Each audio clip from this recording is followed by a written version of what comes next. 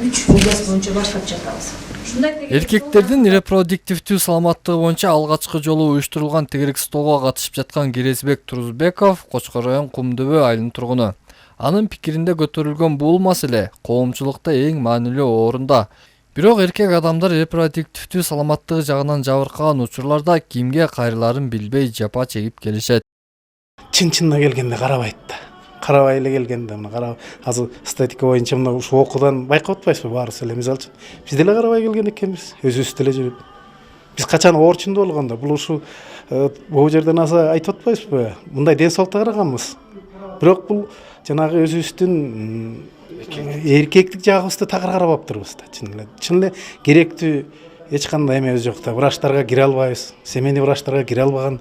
Мына эми толтура бул айбай эме экен. Ушуну кандай кылабыз? Барганда да өкмөттөр менен сүйлөшүп көтөрө турган маселе болуп калды. Бул жерде эми акимчиликтен да келишти баарысы эле жалпы карайбыз болуш керек деп ойлойм. Өлкөнү өнүктүрүү улуттук программасын алканда Теңдик нуру бейөкмөттүк уюму тарабынан жүзөгө ашырылып жаткан бул долбоордун негизги максаты калк арасындагы тукумсуздукту алдын алуу жана эркектердин репродуктивдүү саламаттыгын чыңдоо болуп эсептелет.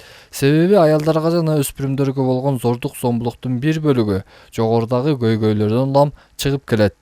Кыскача бир изилдөө жүргүзүп көрдүк. Ошол изилдөөнү жүргүзүп көрсөк, көбүнчө ошо эркектердин көйгөйлөрү абдан көп болуп атыптыр. Биринчи медициналык көйгөйлөр бул эркектердин жанагы тукумсуздук маселесинин көбөйүшү, эркектердин ошол жанагы тукумулуу ден соолугу начарлашы, ошондой эле эркектердин негизи эле ден соолугу начарлашы болуп атат.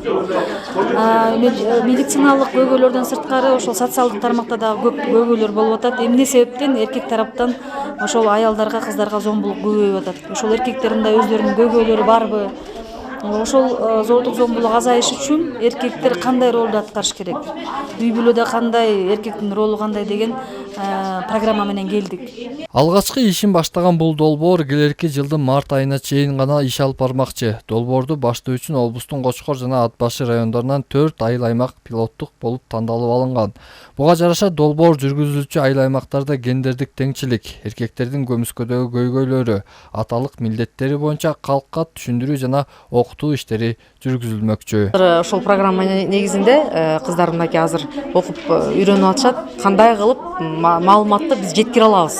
Эртеңки күнү ушул өтүп аткан темабызды кантип эркектер арасында козгоп, бир ал кишилерди да бир жакка тарта алабыз деп азыр иш чара сыяктуу иштеп атабыз. Аны дагы буюрса бир жайылтууга аракет кылабыз да. Эркектердин көйгөйлөрү боюнча өткөрүлгөн мына ушул тегерек столдо маалым болгондой, облусубузда эркектердин тукумсуздукка кабылышына климаттын катаал шарты таасир этсе, экинчиден ар кандай инфекциялык оорулардан жабыркашат.